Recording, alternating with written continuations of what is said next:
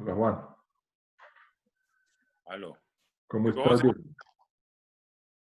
Bien o qué? ¿Cómo estás? Espérate, me pongo un audífono.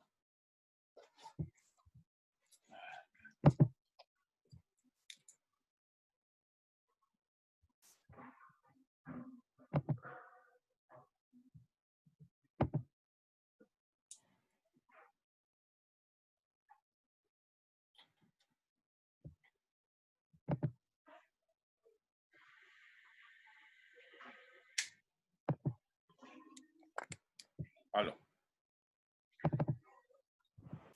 ¿Qué, José? ¿Cómo estás? Bien, ¿Cómo amaneces, hermano? súper bien. Bueno, muy bien. Como así se oye mucho mejor con el audífono. Sí, no sé por qué, no era interferencia o quién sabe qué, pero No, yo creo que la voz queda más pegadita del...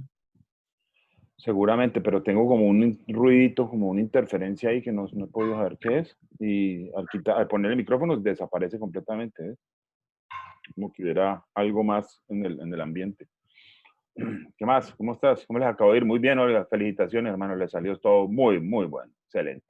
Sí, ya quedamos contentos, hombre. Muchas gracias. Estuvo muy, muy chévere y muy buena idea volverlo a hacer. Y esa parte de los casos clínicos creo que funcionó muy bien. Logré meter mi cabezota en el loguito de medicina fetal, ¿sí ves? Así. Pero ese fue un fondo que pusiste en tu computador. Ese es un loguito que tenemos, uno de los loguitos que hay en las oficinas de medicina fetal, y le tomé una foto. Y lo pusiste en el fondo de tu pantalla, de tu Que computador, me lo creo. envié al correo, lo bajé y aquí le dice uno que se lo cargue y lo carga. Sí, sí, sí, sí. Pues, Está buenísimo. Se sí, ve al revés, ¿no? O sea, te ves al revés, ¿cierto? Es decir, está medicina fetal al revés, como si lo estuvieras bueno, viendo desde atrás. Sí, sí. Sí, o ah, sea, entonces vení, la TEF Anisibet. ¿Sí? O sea, ve, uno sabe que es tan medicina fetal, raro. pero Yo tuve sí, que enviarme otro con la imagen volteada porque yo lo veía al revés. está al Y revés. este es el que me mandé al revés y yo lo estoy viendo al derecho. Vos lo ves al revés. Sí, yo lo veo al revés. Bueno, entonces ahora me vas a decir, Dale, cámbialo a ver. editar imagen de... Ah, no. Ponme la cosa. No, cancelar. Vení que tenemos aquí unos minuticos, entonces ponemos Dale. fondo virtual. Voy a poner este que es el que está al derecho. Ese ahí, perfecto. Ahí quedó Este lo perfecto. veo yo al revés. Entonces, yo lo veo al derecho. Ok, entonces perfecto. Listo. Así verás. Te voy a tomar una foto para que veas cómo se ve. Mm, interesante eso. Sí, es una imagen como en espejo, ¿ves? Y esa Entonces, imagen en espejo, pero el que la ve en espejo soy yo, pero el resto no. sí, ahorita está perfecto.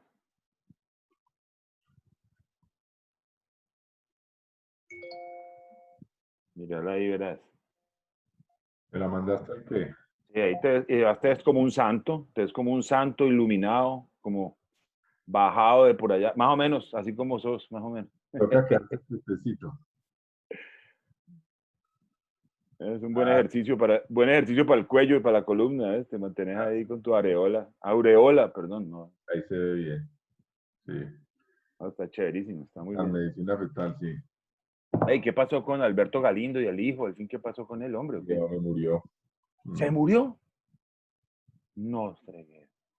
Y al otro día me escribió Úrsula Nettel, la de G, No te puedo creer. y me dijo que si ¿Cuánto? sabía que eso había pasado. Y güey, madre, entonces le mandamos las condolencias y nos escribió ¿Qué fue así. un tromboembolismo masivo, pues, o qué?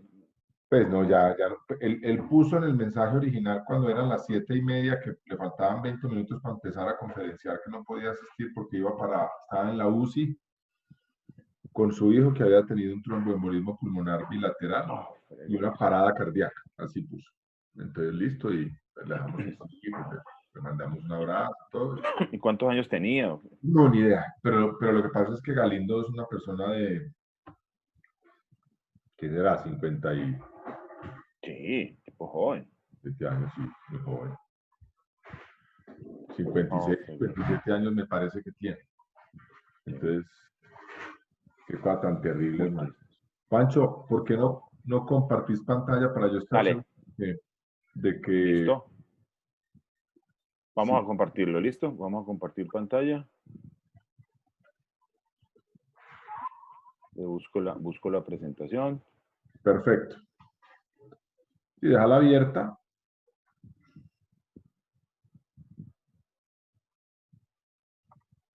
Vamos a abrirla.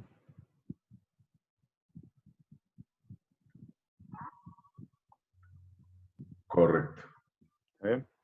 Se ve perfecto, sí. Bueno, ahora, no, Ahora sí. déjala. Yo creo Ahora que sí hoy, está perfecto. hoy no voy a hacer ninguna cosa distinta a comentarle a la gente lo de este profesor, hombre, qué vaina. Sí, no, pues imagínate qué cosa más dura, Drama. difícil. Lástima, porque esa era una de de los Claro, participantes que todos estuvieron perfectos, pero ese quería escucharlo. Me gusta mucho Galindo, me parece muy es didáctico que y yo no lo he oído nunca. práctico. Ah, nunca los he oído. Tengo el libro, tiene un libro muy didáctico, muy bueno, Ah, ese que es el libro. conjuga. No, el libro sí, yo tengo el libro y ese es el libro que yo uso como de referencia siempre. Es de Galindo, Gratacos y otro. Sí, Martínez. ajá, sí. Y te conjuga todo, la patología, todo, es bien interesante. Es muy didáctico porque tiene ¿Sí? colores y bueno, es un buen libro. Grafiquitos y cosas puntuales. Hombre, qué pesar, sí. Hay uno No, más pero nuevecito muy bueno. de Aguamad y Chaui que vi por ahí, que creo que es del 2019. Ah, o sea, la versión de bolsillo, esa la que tenían ellos, el librito azulito de bolsillo. Ahí está la versión de bolsillo, pero también está la versión en pasta grande y por ahí lo vi en internet y Interesante. como para tenerlo por ahí. Claro, no, esos libritos son fundamentales. A mí me gusta mucho el librito, yo todavía cargo el librito y tengo el librito y voy y lo busco, me gusta. Juancho, esta es guía de diciembre de 2018, ¿cierto? Sí, 2018. No, y estuve revisando otras guías, guías de la ADA, guías de la NICE y todo, y pues la verdad no hay muchos cambios. De pronto cosas muy puntuales en recomendaciones previas, pero pues, generalmente esta guía es como muy completa y me pareció que pues está muy práctica. Perfecto. Bueno, tenemos un minutico, ya tenemos, ahí sigue entrando gente. Excelente, ¿no? Y piensan hacer también ginecológicas, o sea, Y Juancho, ya terminan, yo creo que este ciclo de obstétricas las terminamos en agosto. Sigue diabetes gestacional y creo que todo agosto son 4 jueves con obstetricia, como digo yo, pura y dura. buenísimo, Eh, clásica. sí, diabetes gestacional es la que sigue y luego es macrosomía, parto instrumentado, prevención de laceraciones en parto y parto vaginal después de cesárea. Y yo creo que ahí arranco con vulva, que salieron las guías, la última guía que salió de julio de ACOP es enfermedades vulvares. Y Interesante. yo creo que si bien trabajamos en vulva y en vagina los ginecólogos, creo que ese es un terreno inexplorado, por lo menos para este servidor. Entonces sí, voy a empezar a hacer como un ciclo de ginecológicas, que yo creo que nos engolosinamos con la obstetricia, hay que darle a la ginecología.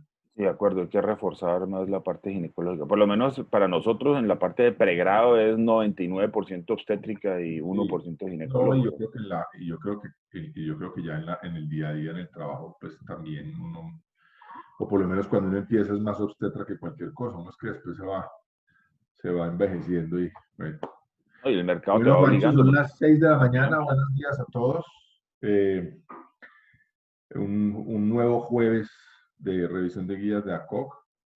Antes de empezar, algunos avisos parroquiales corticos esta vez. No voy a mostrar más páginas ni hacer más propagandas. Primero agradecerle a los asistentes de hoy estar aquí y a los asistentes del viernes y sábado habernos acompañado en el simposio de medicina fetal. Fue un reto para nosotros hacer un congreso virtual con estos nuevos retos que nos ofrece la pandemia.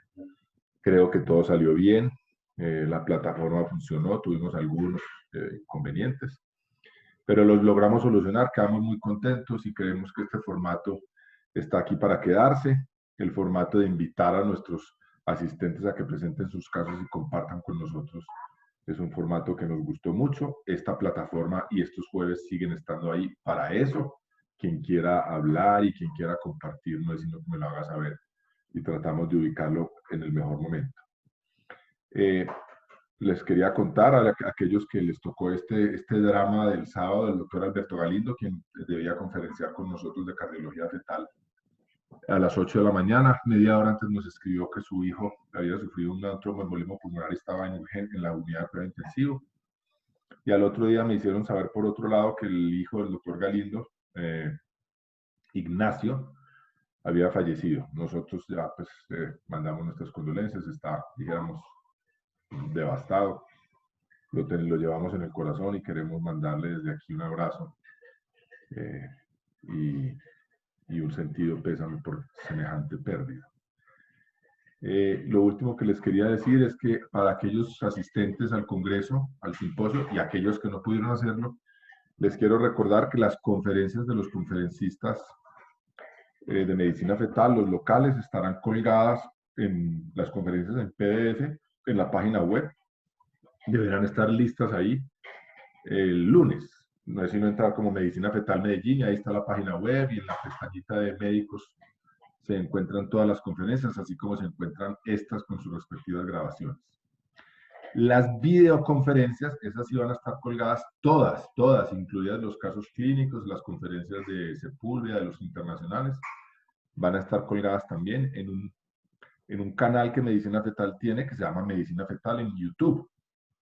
Pueden acceder a él poniendo en YouTube Medicina Fetal 25 años, y ahí el lunes también encontrarán ya las conferencias.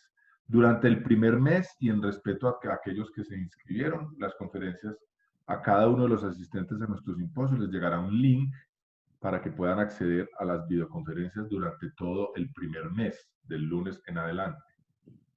Después de eso estarán públicas para cualquier persona que quiera ver las conferencias. Pensamos que hay ahí conferencias con una calidad de imágenes preciosas y con una información muy valiosa, tanto para el personal en entrenamiento como para cualquier ginecólogo que esté dedicado a la ecografía. Para el día de hoy tenemos una de las guías que a mí particularmente me interesa mucho, el tema de la diabetes pregestacional. Es un tema que, dijéramos, en el día a día no se ve frecuentemente y por lo tanto uno le pierde el ritmo, y para algunos que tenemos esa oportunidad nos empezamos a recostar en la revisión al especialista endocrinólogo, y pienso que es importante recordar algunos temas. El doctor Juan Carlos Quintero de Imbanaco en Cali, que es un buen amigo de esta casa, nos va a revisar esta guía. Creo que en el auditorio tenemos al doctor José Fernando Botero, quien ya estaba con nosotros, endocrinólogo de la Clínica Antioqueña de Diabetes, para que al final de la conferencia nos haga sus aportes y sus apuntes. Juan Carlos, son las 6:05 de la mañana, bienvenido, gracias siempre por estar con nosotros, el auditorio es tuyo. Hola José y a todos los participantes, primero muy buenos días y agradecerles por esta invitación, felicitarlos por el evento del fin de semana y pues extender mis condolencias al doctor Galindo. Vamos a hablar hoy de diabetes mellitus pregestacional, como bien decías, es algo que de pronto no nos llega todos los días a nuestra consulta, pero tenemos que estar preparados para ello. Vamos a presentar la guía, esta guía que salió en diciembre del año 2018, y que reemplaza el boletín número 60 de marzo de 2005. Okay. Entonces, diabetes pregestacional nos genera un reto, gran reto en el manejo, sobre todo porque se requiere un monitoreo intenso y hay muchos cambios que tenemos que detectar, cambios que puede traer el propio embarazo, patologías que tienen las pacientes previos a embarazarse. Muchas de ellas llegan al embarazo sin hacer una evaluación preconcepcional, aunque cada vez esto es menos. Es muy importante por el alto riesgo de complicaciones maternas y fetales, y lo primero que nos dice esta guía es que las recomendaciones están basadas en experiencias y opiniones de los autores, pues hay pocos estudios concluyentes, entonces son recomendaciones nivel B y C. Tratan en esta guía de reunir una serie de conceptos básicos, sugerencias, sobre todo para el manejo previo, en la evaluación preconcepción, y durante y después del embarazo, tocando temas muy específicos sobre el manejo de situaciones de emergencia. Para tener una información general, perdón, la prevalencia de la diabetes mellitus en mujeres en edad reproductiva oscila entre un 3.1 y 6.8%. 1 a 2% de todas las embarazadas van a tener diabetes mellitus pregestacional. Generalmente la diabetes mellitus, conocida como tipo 1, puede ser congénita o adquirida y hay que enfocarse en la comorbilidad o las complicaciones que puedan tener en órganos blancos, complicaciones renales, vasculares, las neuropatías, que son las principales de ellas. La diabetes mellitus tipo 2 es la forma más común de diabetes pregestacional hoy en día y dado que la obesidad y la resistencia a la insulina pues son los factores predominantes. Pero el 90% de todas las diabetes que vamos a encontrar en el embarazo van a ser diabéticas gestacionales. Hay estudios con diferentes, digamos, información sobre el origen étnico o racial de los pacientes. Se dice que hay un mayor riesgo en pacientes afrodescendientes, nativos americanos e hispanos. Hay una baja incidencia en blancos no hispanos y asiáticos, pero se ha notado en las estadísticas un cambio en donde hay mayores tasas de diabetes tipo 1 en mujeres blancas no hispanas y en las mujeres hispanas está aumentando la diabetes tipo 2.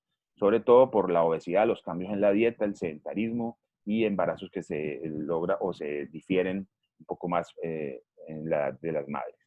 Entonces, obesidad, principal factor, lo vemos en un porcentaje alto, 30-40%, depende de los criterios que se utilicen, están complicando nuestras embarazadas hoy en día. Históricamente, cuando se diagnosticaba una diabetes durante el embarazo, se consideraba diabetes gestacional. Pero hay unos criterios que debemos conocer para considerar que una paciente tiene una diabetes pregestacional.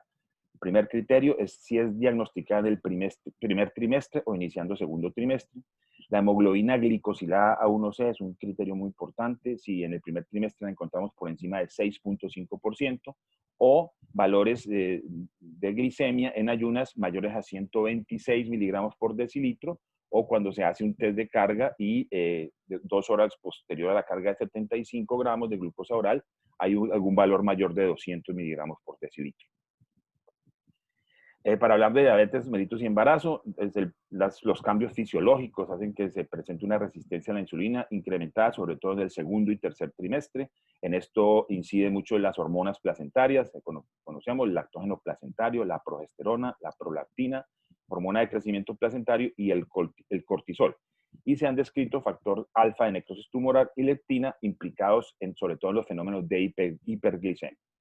Se ha visto que en el primer trimestre hay una mayor sensibilidad a la insulina, la cual es transitoria y está mediada por los niveles de estrógeno, y esto tiene que ver en el incremento de la hipoglicemia, sobre todo cuando las pacientes están presentando náuseas y vómito, que es muy común en las embarazadas en el primer trimestre. ¿Cuál es el objetivo principal? El objetivo es siempre mantener niveles óptimos de glicemia antes, durante y después del embarazo. Y sobre todo, tener en una balanza el evitar la hiperglicemia, y más adelante vamos a ver cómo la hipoglicemia también es muy importante. ¿Cuáles son los riesgos que se han asociado a los eventos de hiperglicemia? Entonces, aborto espontáneo, malformaciones fetales, macrosomía fetal, muerte fetal y sobre todo morbilidad neonatal dado por los trastornos metabólicos. En mujeres antes y durante el embarazo, sobre todo en mujeres que no tengan contraindicaciones, debemos hacer énfasis en el manejo de la dieta, ejercicio y el adecuado manejo de las dosis de insulina, que generalmente son pacientes insulino requirientes. El uso del glucómetro o el monitoreo continuo de glucosa. Generalmente en nuestro medio pues utilizamos el glucómetro como primera opción. Los dispositivos de monitoreo continuo de glucosa que cada vez están más en boga y que nos van a generar algunos beneficios, hablaremos algo corto sobre ellos, pues hoy en día son un elemento muy importante y las pacientes jóvenes generalmente vamos a encontrar que tienen estos dispositivos de monitoreo continuo de glucosa. Empecemos con la dieta. Entonces, primero tenemos que notar que va a haber un incremento en el consumo, en la ingesta, de más o menos unas 300 kilocalorías por día en el segundo y tercer trimestre, según los requerimientos del embarazo. Y lo importante es tratar de enfocar a las pacientes a que utilicen carbohidratos complejos y ricos en fibra. Esa sería una primera recomendación de esta guía, Entonces hay una lista, no sino meterse, decir cuáles son los carbohidratos complejos y ricos en fibra, hay una gran lista de ellos, los granos, cereales, todo lo que es integral, y pues es muy importante que la gente conozca y sepa de esto qué le gusta. La composición de la dieta, pues la tradicional, entre 40 y 50% carbohidratos, de un 15 a un 30% proteínas y entre un 20 y 35% de grasas no saturadas. Se recomienda no menos de 5 comidas al día, 3 comidas principales y 2 snacks. Y generalmente se hace énfasis en antes de acostarse. En la semana 28 y 32 es cuando vamos a tener el mayor requerimiento de ajustar la dosis de insulina, y se menciona una tablita en donde se dice que de 0,7 a 0,8 unidades por kilo en el primer trimestre, puede subir hasta 0,9 a 1,2 unidades por kilo día en el tercer trimestre, y esto pues hay que tenerlo en cuenta, sobre todo cuando estamos en la parte fina del control de la glicemia. Entonces, mantener niveles de glicemia en rango definido, hay que ver cuáles son los rangos, las metas de acuerdo a los diferentes servicios, pero lo vamos a mencionar, y sobre todo evitar la hipoglicemia. Y esto va a tener mucho que ver con el tipo de insulina y los esquemas de insulina que se utilizan. Entonces, ¿cuál es el objetivo principal? Mantener glicemia en ayunas o antes de comida por debajo de 95 miligramos por decilitro. A la primera hora, porque se deben hacer controles, se puede hacer a la hora o a las 2 horas, debe estar menos de 140, a la segunda hora menos de 120, y monitorizar muy bien eventos de hipoglicemia durante la noche, que no debe estar por debajo de 60 miligramos por decilitro. Idealmente, cuando vemos que las pacientes controlan esto en niveles fisiológicos o cercanos a 100 miligramos y una hemoglobina que se reduzca por debajo del 6%, esto va a tener impacto, sobre todo en primer trimestre, va a haber menos malformaciones, dado que estamos actuando en el momento de la embriogénesis, y esto pues va a redundar en mejores resultados. Y en el segundo y tercer trimestre se va a ver impactado en disminuir el tamaño o el peso fetal, y teniendo menos casos de macrosomía o feto grande para la gestacional. Generalmente se utiliza insulina biosintética humana. La insulina puede ser la insulina regular, que es la que más se conoce y que generalmente es la que se utiliza en los eventos agudos. Y están las insulinas de acción rápida, Lispro o Aspart, que le pueden dar una mayor comodidad al paciente y un control un poco más preciso, pues se pueden aplicar 15 minutos antes de las comidas. Muchas veces, si hay una inadecuada aplicación, pues puede incidir en la hipoglicemia. Y también se mencionan las insulinas de acción prolongada, como la NPH, el Glargine y el Detemir. En este cuadrito, pues que lo pueden copiar o está en la guía, y hay que tenerlo a mano. Es muy importante para ver cuál es el pico de acción, el momento en que se debe utilizar y cuál es la duración de estas insulinas. Las insulinas realizadas con DNA recombinante, el Glargine y el Detemir, pues tienen una acción más prolongada y generalmente no hacen picos, sino que tratan de mantener un nivel un poco más fisiológico. El control con el glucómetro, que hoy en día pues se les dispensa a todas las pacientes que tienen esta indicación y que el médico lo recomienda, porque muchas veces el médico no recomienda el glucómetro. Entonces es muy importante tener el control del glucómetro, o si se puede, idealmente tener un monitoreo continuo de glucosa. Entonces, lo que se pide a las pacientes es que tengan tomas o control en ayunas, 1 hora o 2 horas después de comida y al acostarse. Son muy importantes la evaluación que se va a hacer periódicamente en las horas de la madrugada, 2 a 3 de la mañana, para detectar, sobre todo si estamos encontrando hiperglicemias en la mañana, como rebote o efecto de Somogy, que es lo que vemos cuando la hemoglobina, la glucosa baja o hace picos hipoglicémicos, y la respuesta es este efecto de hiperglicemia. Es muy importante también cuando se utilizan bombas de infusión y monitoreo continuo de glucosa, ver que puede darte alguna alarma y requerir un ajuste en la dosis de insulina, o revisar que no tenga fallas el sistema de bomba.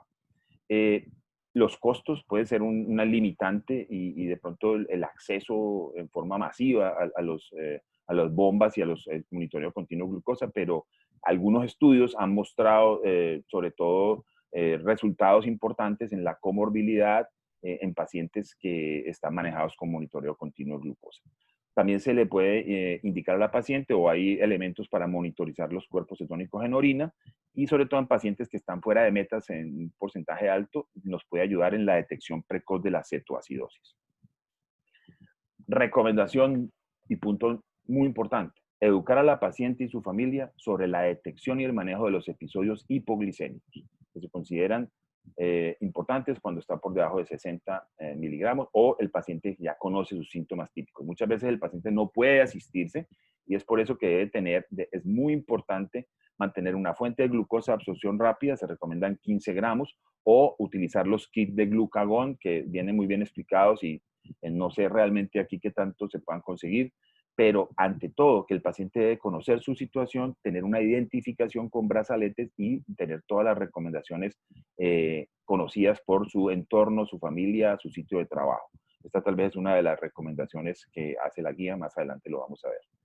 Cuando hablamos de mortalidad materna, es muy importante evaluar el órgano blanco, evaluar pacientes y todos los órganos que pueden estar afectados. Generalmente, pacientes que tienen retinopatía y nefropatía diabética van a tener un poco más de complicaciones. Se ha visto que cuando está asociada esta retinopatía a hipertensión arterial, hasta en un cuarto de los pacientes puede tener una evaluación muy tórpida. Y es importantísimo, sobre todo, la evaluación preconcepcional y sobre todo en pacientes que vienen con mal control, tratar de evitar el embarazo hasta que se logre un buen control. Y durante el embarazo se debe hacer una vigilancia importante desde el primer trimestre, donde generalmente en retinopatía y nefropatía se marcan derroteros muy importantes en el manejo de la paciente. Se dice que la nefropatía diabética puede estar hasta en un 5 o 10% de las pacientes embarazadas y se toman unos parámetros o puntos de corte en donde cuando la creatinina es mayor de 1.5 miligramos o hay una proteinuria mayor de 3 gramos en 24 horas, se tiene un resultado adverso en más de los pacientes que no tienen estos criterios y principalmente se complican con preeclampsia y eventos de insuficiencia placentaria y nacimiento pretérmino indicado por falla renal. La hipertensión arterial crónica también ocurre hasta en un 5 a 10% de los pacientes y en la mayoría de los casos, un porcentaje alto, está sumada a la nefropatía, lo cual nuevamente aumenta los riesgos de preeclampsia, insuficiencia placentaria y mortinato. Es muy importante analizar qué tipo de medicación está recibiendo la paciente hipertensa y diabética, pues hay que estar totalmente indicado cambiar o suspender medicación antihipertensiva que esté basada en inhibidores de la enzima convertidora de la angiotensina o bloqueadores de receptores de la angiotensina 2 que no están indicados en el embarazo. También es muy importante evaluar los riesgos de enfermedad coronaria y si la paciente tiene una enfermedad coronaria activa o ha tenido una historia de un infarto agudo del miocardio, prácticamente se le debe contraindicar el embarazo o se debe hacer que el paciente tenga muy claro cuáles son los riesgos. En neuropatía diabética se menciona en esta guía algo que me pareció muy importante, que es la gastroparesis, que puede llevar a hiperemesis y que puede complicar el embarazo, no solamente por los trastornos hidroelectrolíticos, sino porque también incide las hipoglicemias y el control del azúcar es mucho más complicado en este tipo de pacientes. Se menciona que se puede utilizar los procinéticos o la metoclopramida normalmente. Y ya el punto clave o más crítico de estas situaciones cuando tenemos una paciente con cetoacidosis diabética que también puede complicar el embarazo hasta en un 5 a 10% de las pacientes detectadas como diabéticas pregestacional y clásicamente pues se nos ha dicho que solo ocurre en pacientes con diabetes tipo 1, pero se ha visto en pacientes con diabetes tipo 2 de difícil control metabólico, por lo tanto no podemos bajar la guardia. Es muy importante siempre estar detrás de los factores predisponentes, como todos conocemos, infecciones, pacientes que debutan en el embarazo con la diabetes y muchas veces hemos tenido muchas pacientes que llegan con una cetoacidosis diabética y puede ser su primer hallazgo, pacientes que tienen pobre adherencia al tratamiento, pacientes que no están de acuerdo o que no siguen las recomendaciones y en el uso de algunos fármacos betamiméticos y corticoides en pacientes durante el manejo de parto pretérmino. Como signos y síntomas de la cetoacidosis diabética tenemos el dolor abdominal, la náusea, vómito y sobre todo alteraciones en el sensorio y en el sistema respiratorio y un pH menor de 7,3 o bicarbonato menor de 15, anion gap elevado y cuerpos cetónicos detectados. El riesgo de muerte fetal es muy alto si el paciente no se controla rápidamente, pero lo que se ha visto es que al tener un manejo estandarizado y que más lo vamos a mostrar para que lo copien, y eso debe estar en todas las unidades de manejo, este riesgo ha disminuido y generalmente estos pacientes responden bien a un manejo intensivo. Esto no lo copié exactamente igual. Yo pienso que todos los servicios debemos tener unas guías a la vista para que manejemos el paciente en caso que nos llegue con la cetoacidosis diabética. Pues lo pueden revisar en la guía, lo pueden copiar en esta presentación también. Tiene dos partes, esta parte en donde nos habla de los fluidos, donde nos habla del manejo de los electrolitos y las dosis de insulina, programas que ya están muy bien establecidos y seguimiento que se debe hacer casi que minuto a minuto. Insulina y bicarbonato. Esto pues no vamos a hablar mucho de esto. Hablando también de eventos de mortalidad perinatal, es muy importante saber que los riesgos y complicaciones se disminuyen cuando se logra el control de glicemia previo al embarazo en pacientes con nefropatía y hipertensión arterial. Esto es un punto clave. Entonces siempre tenemos que tratar de detectar estas pacientes con educación y hacer la evaluación preconcepción, que es supremamente importante. Cuando hablamos de malformaciones congénitas mayores, que es en los países desarrollados la primera causa de muerte perinatal, pueden hasta un 6 a 12%, sabemos que con la hemoglobina A1C es un parámetro muy importante y cuando tenemos hemoglobina A1C menores del 6%, el riesgo puede ser casi igual al de la población general, es 1 a 2%, puede llegar a ser un 2 a 3% en pacientes que tienen buen control y se sabe que si la hemoglobina está 10% o más, este riesgo puede incrementarse hasta en un 25% de los pacientes. Las principales malformaciones, como casi siempre las vemos, son cardiopatías, alteraciones del sistema nervioso central, espina bífida y anencefalia, malformaciones esqueléticas, lo que antes se denominaba como síndrome de regresión caudal, que hoy se conoce como agenesia del sacro, que es exactamente lo mismo, el óbito fetal imortinato, que es algo que ocurre con mayor frecuencia, la macrosomía fetal o feto grande para la gestacional. Ya desde el punto de vista del neonato, el hijo de madre diabética o feto grande, pues va a tener un riesgo mayor por trauma obstétrico y cesárea, y alteraciones metabólicas en el momento inmediato del nacimiento, como hipoglicemia severa, alteraciones en los electrolitos, policitemia, hiperbilirrubinemia y todo lo derivado a la organomegalia. También, pues, en estudios de seguimiento de niños, hijos de madres diabéticas que han tenido problemas metabólicos o difícil control, van a tener mayor incidencia de obesidad, intolerancia a carbohidratos, alteraciones cognitivas, síndrome metabólico, enfermedad cardíaca y autismo. Hay un artículo que muestra que también hay evidencia sobre el autismo en estos pacientes. Las complicaciones obstétricas, pues todos sabemos, enfrentarnos a la posibilidad de un feto grande y esto llevarnos a indicar una operación cesárea, pues vamos a tener un incremento en el índice de cesáreas y también se ha notado el incremento del parto pretermino, pero secundario al polidramnios o cuando el paciente tiene un pobre control. Desde el punto de vista de los trastornos hipertensivos, un 15 a 20% de pacientes con diabetes mellitus sin nefropatía versus un 50% en pacientes con nefropatía diabética. Entonces, nuevamente, recomendación de la guía, evaluación preconcepcional, disminuye eventos adversos y asociados a la diabetes mellitus. Entonces, vamos a hablar de consideraciones clínicas y recomendaciones que nos da la guía. Nos habla, ¿tiene algún impacto la evaluación preconcepcional? Definitivamente sí, y tal vez es uno de los puntos en donde más se enfoca la guía. Lograr control de glicemia, hemoglobina A1C menor del 6%, evaluar órgano blanco, hacer toda la evaluación previa, pedir electrocardiograma.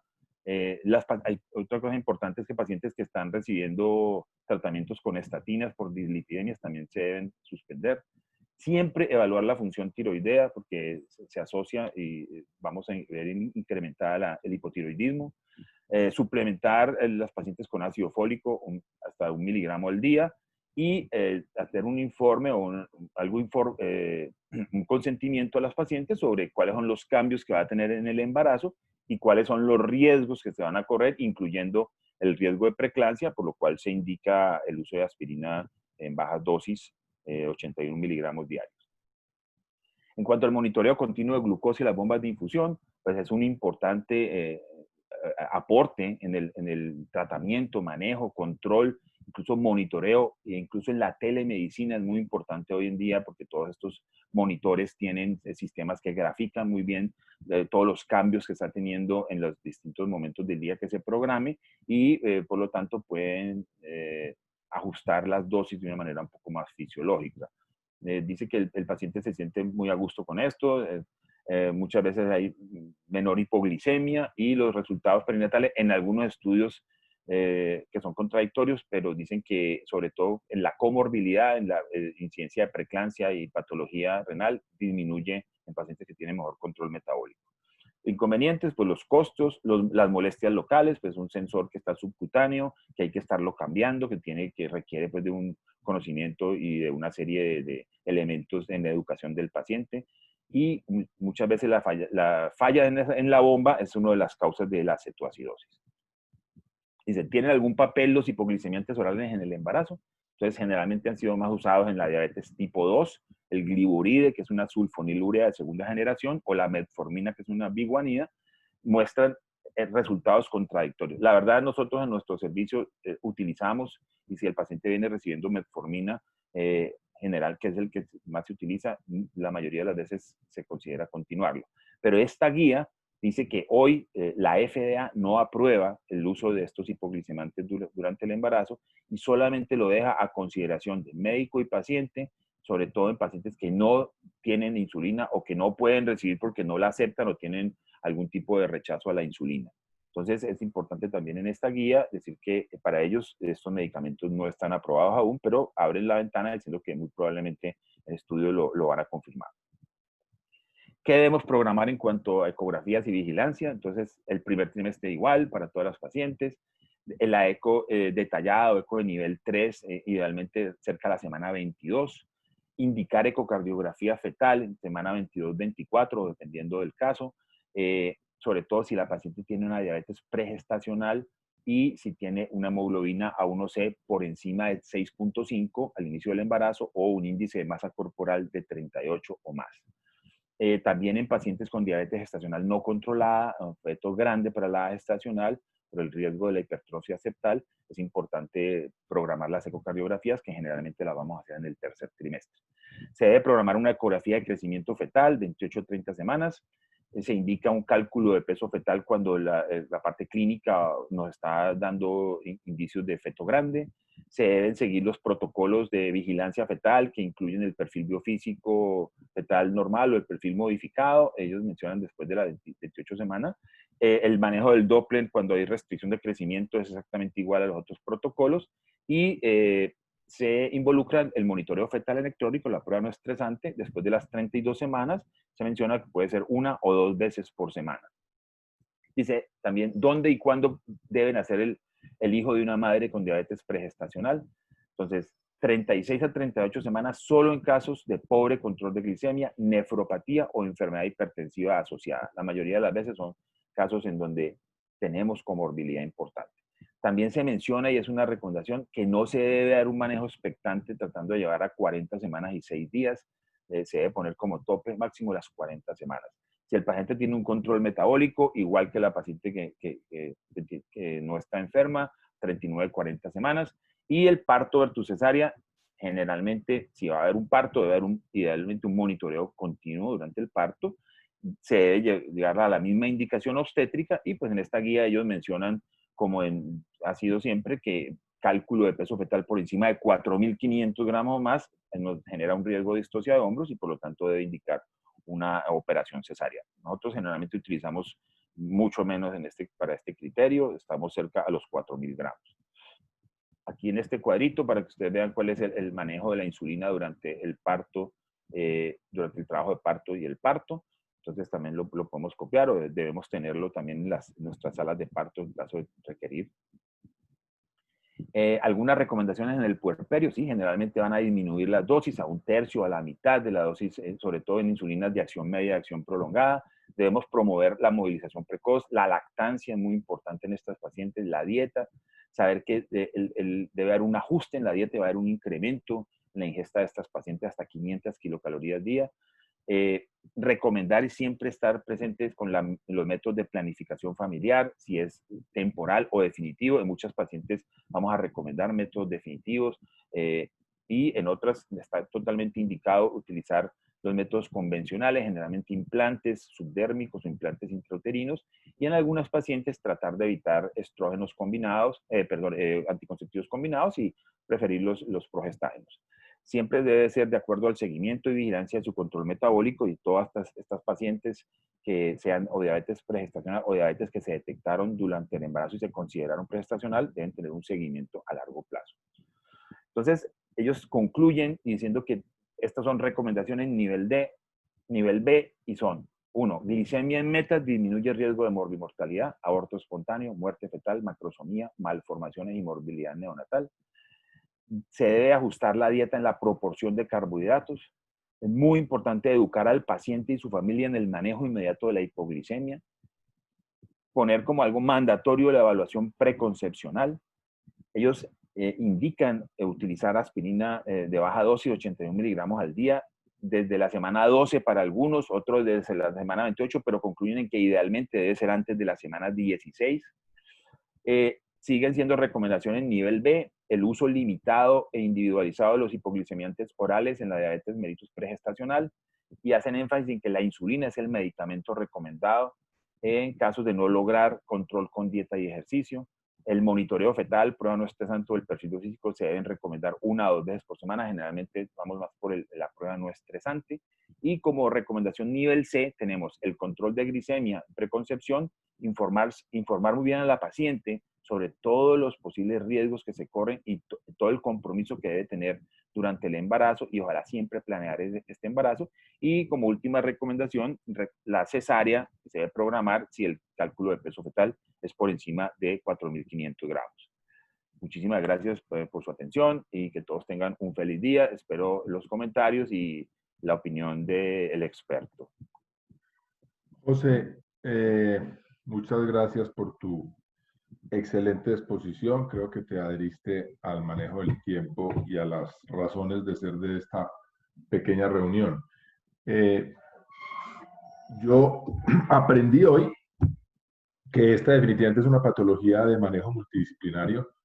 Los obstetras puros, las insulinas nuevas se nos van alejando del armamentario, y deberíamos manejar a estas pacientes en conjunto con, bien sea el especialista en medicina materno-fetal o, si lo tenemos a disposición, el endocrinólogo.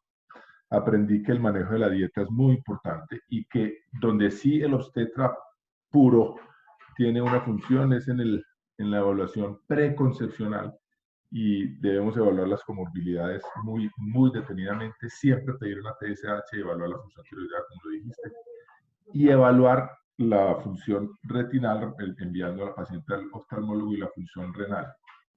El ASA definitivamente lo siguen recomendando los americanos en dosis bajas para la prevención de la preeclampsia, 82 miligramos. Creemos, Juan, que ahí dejamos un consenso más internacional de utilizar dosis de 150 miligramos para tratar de saltarnos la resistencia al ácido acetilsalicílico, que es muy difícil de medir en laboratorio, de manera que creeríamos que 150 es la dosis adecuada. Lo habíamos discutido tal vez en algunas de las otras guías. La ecocardio fetal, siempre pensarla, cada que hablamos de malformaciones fetales y de corazón fetal, siempre la diabetes mal controlada en la periconcepción está dentro de las causas de las mayores cardiopatías.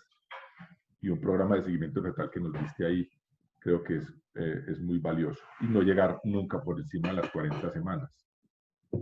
Yo quisiera pedirle al doctor José Botero, que creo que está por ahí con nosotros, que es el endocrinólogo de la Clínica Antioqueña de Diabetes, que nos ha acompañado en otras oportunidades, que utilice este micrófono unos minuticos para que haga sus apuntes, pero quería hacerle una pregunta en particular para que me ayude a contestarla, y es porque la hipoglicemia es una urgencia, o dijéramos una emergencia, y la posibilidad de que un paciente logre encontrar al endocrinólogo a las 3 de la mañana es tan baja como que 0.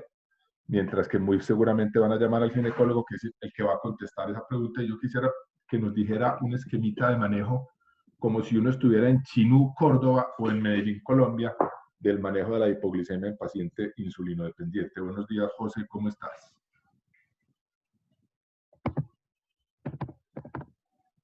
José.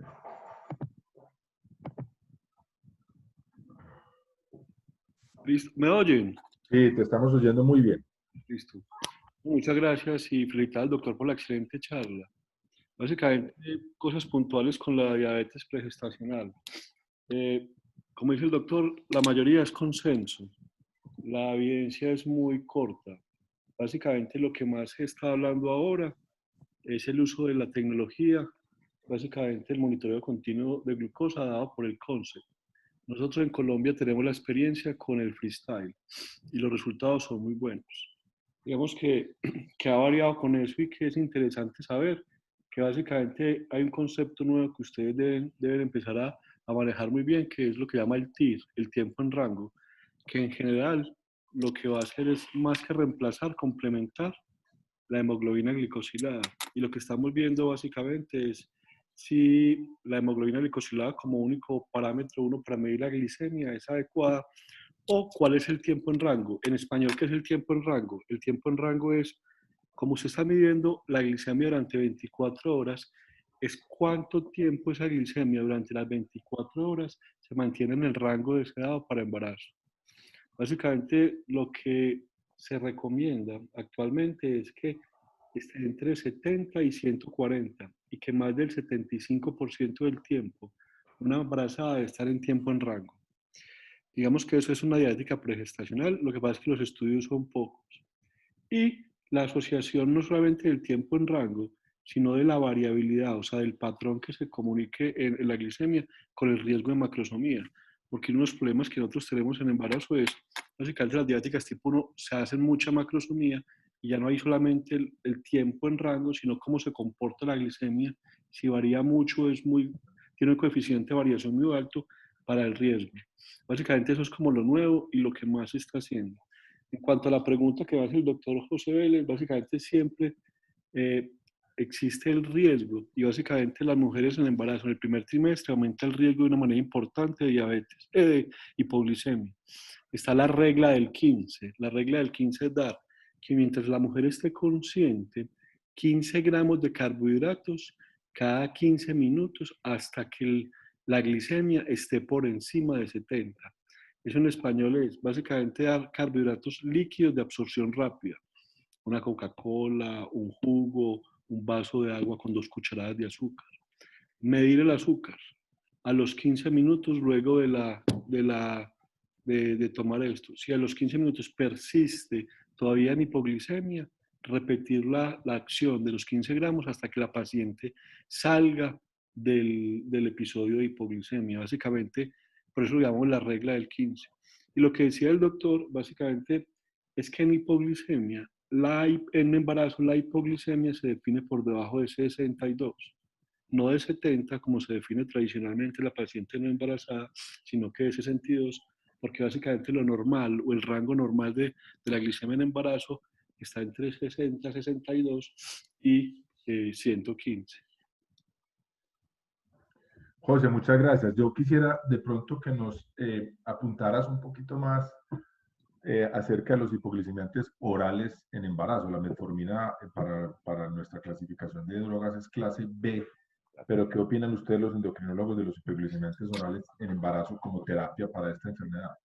Básicamente, digamos que la conclusión, y básicamente salió de la discusión digamos, por la posición de la COG, la respuesta de la posición de la Asociación Materno-Fetal y la respuesta de los endocrinólogos.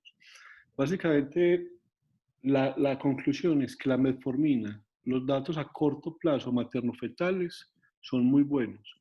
Sin embargo, la seguridad a largo plazo, como se mira, y ese es el problema que siempre ha tenido la metformina y el gluride, la seguridad a largo plazo no se ha podido, digamos que aumenta el riesgo de obesidad en los estudios de niños que utilizaron metformina, mamás que utilizaron metformina durante el embarazo. Y por eso, básicamente, no se recomienda por ahora el uso de la metformina como primera línea para el tratamiento de la diabetes gestacional, ni diabéticas tipo 2 pregestacionales en embarazo. Sin embargo, en este año y el año entrante salen 2 estudios grandes de uso de antidiabéticos orales en embarazo, en diabéticas tipo 2 con embarazo. Entonces, digamos que estamos esperando los estudios. Lo que es claro es que la metformina no aumenta el riesgo de teratogenicidad, no aumenta el riesgo. Y por eso es seguro, los pacientes que vienen con síndrome de ovario poliquístico, que realmente toman metformina durante el primer trimestre, no se ha demostrado nada. Digamos que el riesgo real y la discusión grande está por el riesgo a largo plazo por el efecto, básicamente, en el aumento de posiblemente la obesidad del síndrome metabólico en los bebés que utilizaron metformina, porque básicamente lo que va a hacer es como, digamos, como una hipoxia mitocondrial y va a aumentar el riesgo de transcripción a nivel del bebé y por eso va a aumentar el riesgo. La recomendación es, en este momento de la ADA y de la posición de endocrinos, es no utilizarla como primera línea, ¿cierto? Digamos que nosotros solamente ya en la clínica lo que estamos haciendo es solamente la estamos utilizando en aquellos pacientes cuyo fenotipo de resistencia es muy marcado. Y ustedes lo ven. Por ejemplo, en este momento tenemos una paciente diabética tipo 1 que creemos que tiene una diabetes mixta, que es diabética tipo 1, pero tiene mucho antecedente familiar, tiene una acantosis nigricans, se aumentó mucho de peso y tuvo mayor de 2 unidades por kilo de requerimientos de insulina durante el embarazo y no era muy difícil de controlar. Entonces, básicamente la estamos dejando para fenotipos de resistencia muy marcada. De resto, no estamos utilizando la metformina. Pues, pasamos el auge de utilizar la metformina en embarazo. José, y eso que decías ahora para lo de la tecnología y todo esto, para mantener el tiempo en rango y las estadísticas que se usan, el simple glucómetro o hay unas aplicaciones o cómo funciona el tema? No, básicamente, digamos que toda la tecnología, lo que es los monitoreos, tienen su software. Nosotros estamos utilizando aplicaciones para las múltiples dosis de insulina en embarazo. Lo que pasa es que la métrica va a cambiar, o sea, la glicemia, la glicosilada es muy buena predictor, pero es un predictor que está dado en los estudios, pero no te mira la foto, porque es, digamos que el promedio. Pero una diabética tipo 1, yo a veces digo, cuando veo pacientes que le dicen a uno, está muy mal controlado porque tiene una glicosilada de 6,8, 6,9.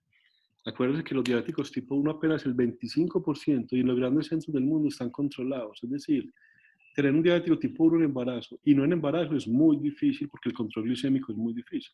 Entonces, básicamente ya se está midiendo y como es tan dinámico, se está mirando los monitoreos continuos. Y básicamente lo que más se está mirando y más se está asociando son tres variables. Primero, ¿cuánto tiempo paso en rango? Segundo, ¿cuánto tiempo paso en hipoglicemia? Lo que llama el TAP, debajo del riesgo. Y el otro es el coeficiente de variación, porque ustedes pueden tener glicosiladas de 6 en una paciente, pero el comportamiento es muy plano, que está entre 140 y 70. Pero ustedes pueden tener pacientes con la misma glicosilada de 6, pero el comportamiento es muy variable. Vienen de 40 y suben a 400. Pero como es un promedio, la hipoglicemia arrastra el promedio y lo jala hacia abajo. Y posiblemente el riesgo de esa materna es totalmente distinto. Y ustedes lo han visto. Si ustedes tienen maternas en que muy fácil de control porque todas por dentro 140 y 70, muy bien. Pero pueden tener glicosiladas muy buenas, pero si son muy variables, el riesgo es muy alto. Y lo que se está viendo es que los estudios, aunque la glicosilada sea buena, el riesgo materno puede variar de acuerdo al patrón, y lo que llaman otros el coeficiente de variación. Entonces, básicamente, y posiblemente también va a cambiar la definición de hipoglicemia, porque posiblemente va a ser 20 minutos, como ya tenemos una otra variable que es tiempo, es cuánto tiempo yo voy a estar en hipoglicemia. Y básicamente para definición de hipoglicemias es que siquiera esté más de 15 a 20 minutos en hipoglicemia por episodio. Entonces básicamente viene un cambio grande en la comprensión y el manejo de la diabetes. No solamente en embarazo, sino en diabetes tipo 1 y tipo 2. O sea que la hemoglobina glicosilada tiene su gran valor para nosotros los obstetras en la preconcepción y tal vez en el primer trimestre de embarazo, como para tratar de definir cómo estuvo la cosa y definir un poquito el manejo desde el punto de vista de la ecografía, pero más allá de eso puede no ser muy, Sí, muy porque por útil. ejemplo, uno cuando le manda o cuando tiene discusión con los grupos, a veces la discusión que se da más es que usted dice, ¿cuál es la meta? 95 y 140. Pero cuando ustedes ven un paciente con 95 y 140, si ustedes analizan muy bien, un diabético tipo 1, no hablo de una gestacional, porque la gestacional es mucho más fácil de controlar. ¿Qué porcentaje de pacientes tienen la meta de 95 y cómo la miden? Posiblemente el 75% de las veces que yo mida al paciente esté en metas. Y posiblemente a veces eso es muy difícil de lograr, y 140, porque es que la diabetes tipo 1 es mucho más variable. Entonces a veces se vuelve un mensaje, no, esta paciente está mal controlada, está bien controlada, pero no hay una definición clara que es meta, porque usted me dice meta 95, pero ¿cuántas veces tengo que estar en meta 95 para uno definir que está bien controlada? Si vieron un 120 en ayunas o vieron un 180 una vez, Ah, dicen, no, esta paciente está mal controlada, pero es que el médico que sea capaz de tener 100% un paciente en metadiabético tipo 1, yo diría que no existe, porque realmente la diabetes tipo 1 es muy difícil. Por eso se va a cambiar por lo que llama el tiempo en rango. Por eso digamos que esa nueva nomenclatura va a ser muy importante para el manejo de los pacientes diabéticos.